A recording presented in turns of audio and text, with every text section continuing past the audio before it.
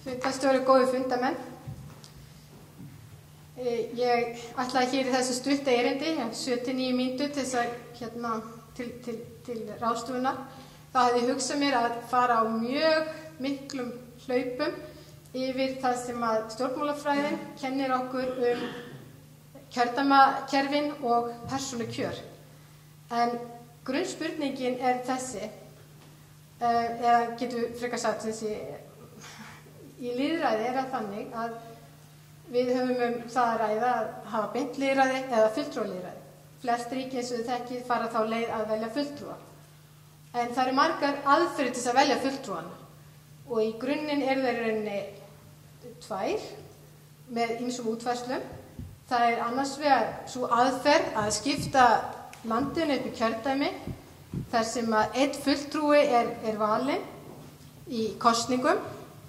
Stundum valdir kannski tveir eða það eru tvær umferðir til að velja þennan fulltrúa og svo hin megin aðferðin sem hlutfallskosningakerfið. Þá kjördæmið stórt, það koma margir fulltrúar úr kjördæminu. Venjulegast það þannig að stjórnmálaflokkar bjóða fram og þeir bjóða lista sem kallaðir lokaðir listar. Þá búið að ákveða fyrirfram hvaða fólk á þessum lista og kjósendur stendur boðið að velja listan og ekkert annað. Síðan höfum við þá útfærslu að opna listana og gefa kjósendum á kjörda tækifæri til þess að velja fulltrúa raunverulega. Ekkert land hefur farið þá leið að leyfa fólki algjörlega að raða listum. Það hefur verið svona ákveðnar takmarkanir á opnum listum. En persónukjör í stjórnmálafræðinu þegar það rannsakað, að þá vegna þess að það óvenjulegt að það séu svona opnir listar í hlutfallskosningakerfi, þá ekki svo margar rannsóknir til það. Hins vegar hefur verið mjög vel rannsakað persónukjör í einmenniskjördæmi. Því einmenniskjördæmi í grunninn persónukjör. Það verið að velja á milli einstaklinga. Í sumu löndum til dæmis, segjum við svo Bandaríkjunum, það engin krafa að frambjóðandi sé skráður í flokk. Og sama á við líka Írland, það engin krafa að frambjóðandi sé skráður í flokk. En sá vinnur sem fær flest atkvæði. Ef að í stjórnmálafræðinni þá mikilvægt fyrir okkur átt okkur á því hver áhrif, hvað þýðingu hafa mismunandi kosningakerfi á stjórnmálinu í landinu.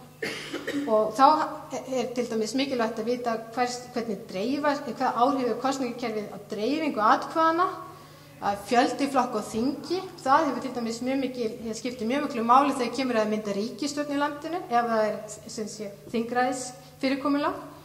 Þá getur þetta líka haft áhrif á hvernig ríkisstjórnir vinna á þinginu, hvort við höfum það sem kallað meirihluta þingræði eða samráðsþingræði. Og þetta hefur líka áhrif á möguleika einstakra hópa til að fá fulltrúa kjörna. En hvað það? Menn hafa fundið það út, eða það almennt kennt í stjórnmálafræðinni, að meirihluta kosningakerfi, það sem við höfum einmenniskjördæmi, það leiðir til meiri stöðuleika og stjórnfestu í stjórnmálunum. Það leiðir venjulegast til þess að við höfum 2 flokka kerfi og það einn flokkur sem nær meirihluta þingmanna og þar lendi við stjórnvölinn. Það þýðir líka að sá flokkur hefur lofað kjósendur sínum einhverju tilteknu og standa hann ekki við loforðin, þá muna kjósendur það eða þeir eru myndir á það þegar kemur að næstu kosningun.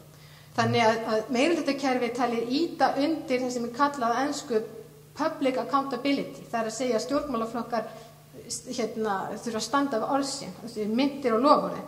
Það erfiðara hins vegar í hlutfallskosningakerfi þar sem að fulltrúar veljast inn á þingi eftir því hvernig atkvæði fjalli hlutfallslega og það þarf að mynda samstupustjórnir og þar að leiðandi getur ábyrgðin verið óljós, ábyrgð einstakra flokka og einstakra þingmanna. En kosturinn við hlutfallskosningakerfi það að atkvæðin skiptast, eða sæti og þingi skiptast eins og atkvæði fjalli í kosningu og í hugum margra því lýðræðislegra. En það erfiðara á kjördag í aðdraganda kosninga að segja nákvæmlega hver var ábyrgð tiltekinna flokka í til dæmis ríkisstjórnarsamstarfi. Hver gerir hvað, hver bara ábyrgð á hverju. En komið þá á hvað við vita áhrif persónukjörs á stjórnmálaflokkana. Þá nú ýmis að taka og sitt sýnist hverjum, það ýmsar niðurstöður. En það eru ýmsar rannsóknir sem benda til þess að sé persónukjör haft í heyri haft eða ráðið för, þá ýti það undir það að þingmenn rækti persónulegt fylgi sitt og það rækti kjördæmið. Það þingmenn reyna að rækta tengslum við kjósendur og þar leiðir til meiri samskipta við kjósendur. Það í samræmi við það sem Ari sagði að hefði verið markmið með tillögum stjórnlagaráðs, að sem sé rækta og efla tengslin við milli þingmanna og kjósenda. Komum þá að spurningu Ara sem var markmiði stjórnlagaráðsmanna sem var það að draga flokksfræði. Þetta hefur líka verið mikið kannað í stjórnmálafræðinni. Það eru margar rannsóknir sem hafa verið gerðar og þær eru nú margar á þann veg að persónukjör dragi einmitt úr samstöðu flokksmanna á þingi því að þeir þurfa að keppa athygli og tíma og eru ólíklegir til þess að vera teamplayers heldur en ella því að þeir þurfa að vekja athygli á sér. Það getur haft kosti, för með sér að það getur líka haft ýmsa galla þegar sem sé þingflokkur þannig að það menn á aldrei saman því þeir þurfa alltaf að vekja athygli á sér í fjölmiðlum og svo framvegis. Það hefur líka verið sýnt fram á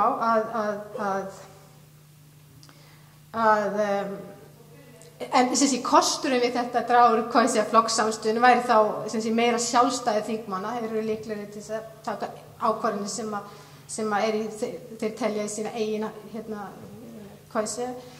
þjóni sín megin hagsmuna eða kjósenda betur og að þess að taka tillit til flokkshagsmuna. En persónukjör líka talið takmarka möguleika flokka og eftirlitsaðila á að stjórna útgjöldum frambjóðenda. Það að segja, þegar frambjóðendur eru að keppa athygli, þá eru líklegir til þess að eyða heilmiklu kosningaauglýsingar og svo framvegis og bak við tjöldin geta þeir verið í fjáröflun og fjársöfnun og þá veit maður ekki hvers konar tengsl skapast við þá sem að styðja til dæmis framboð einstakra frambjóðenda. Það getur verið erfitt að fylgjast með því og kontrollera það.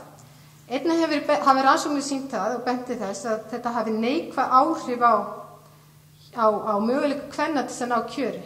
Við hefum séð til dæmis í prófkjörum sem hafa verið haldin hér á síðustu árum og flestir flokkar hafa ástundað prófkjör og í rauninni þessi hugmyndum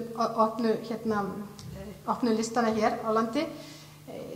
Við getum sagt að við erum að færa prófkjöri fram á kjördag. En kannski hefur eitthvað breyst og konur jafngóða möguleika og karlar til þess að ná áhrifum, við skulum vona það.